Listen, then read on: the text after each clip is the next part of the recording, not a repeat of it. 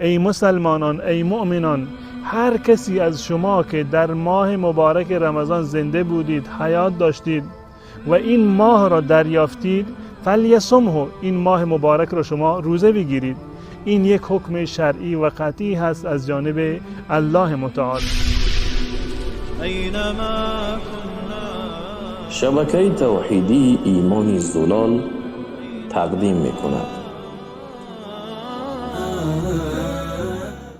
الحمد لله رب العالمين والعاقبة للمتقين والصلاة والسلام على نبينا محمد وعلى آله وصحبه اجمعین.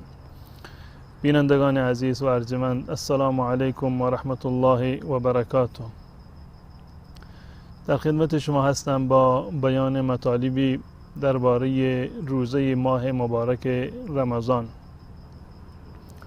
قبل از هر چیزی میپردازیم به این که دلیل فرضیت و دلیل وجوب روزه ماه مبارک رمضان چه هست.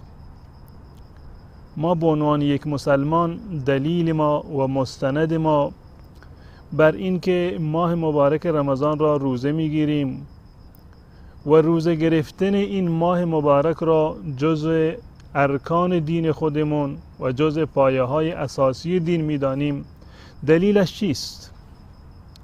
و قطعا همه من و شما میدانیم که دلیل شرعی و دلیل قطعی و دلیل یک حکمی باید از قرآن و در مرحله بعدی از سنت رسول الله صلی الله علیه و سلم و احادیث گوهربار ایشان باید ثابت بشود. روزه ماه مبارک رمضان هم همانند بقیه احکام و ارکانی که الله متعال برای من و شما تعیین کرده، دلیلش از قرآن و احادیث رسول الله صلی الله علیه و سلم و اجماع امت اسلامی است. وقتی که ما به آیات قرآن کریم نگاه میکنیم و در پی جستجوی دلیلی برای اثبات فرضیت و واجب بودن روزه هستیم، به آیات متعددی برمیخوریم. من جمله این که الله متعال در سوره بقره خطاب به مسلمانان میفرماید که یا ایها الذین آمنوا کتب علیکم الصیام کما کتب علی الذین من قبلکم.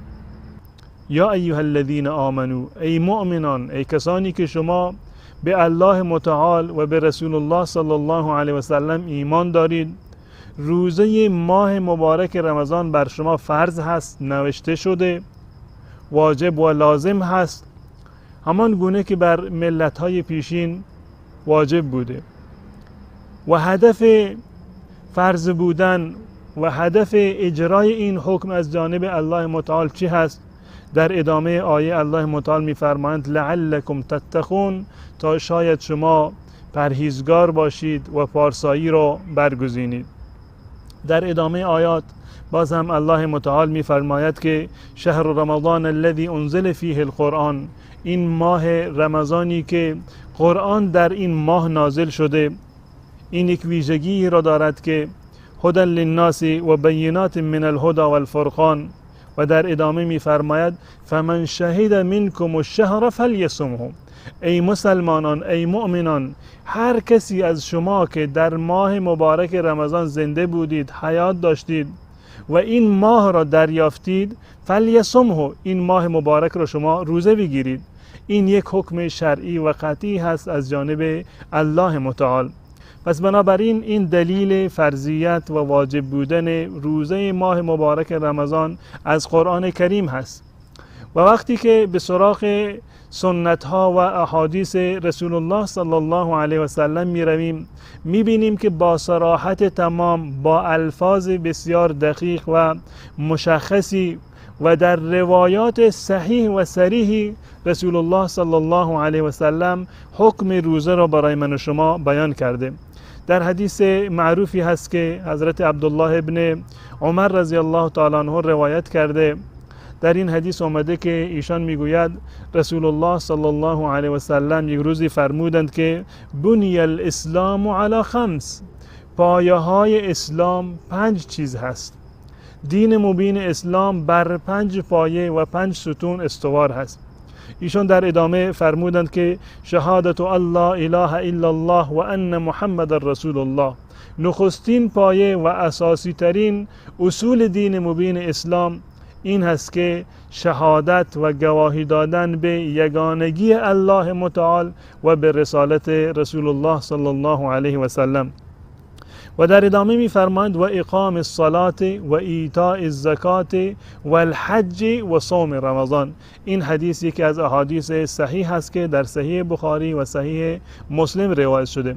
می‌فرمایند و 4 ستون دیگر دین مبین اسلام، 4 پایه و اصل دیگر دین مبین اسلام، یکی اقامه نماز هست و دیگری پرداخت کردن زکات و سومی حج نمودن، حج خانه کعبه و چهارمی و آخرین یعنی این که روزه گرفتن ماه مبارک رمضان که مجموعاً میشوند 5 اصل و 5 رکن اصلی دین مبین اسلام.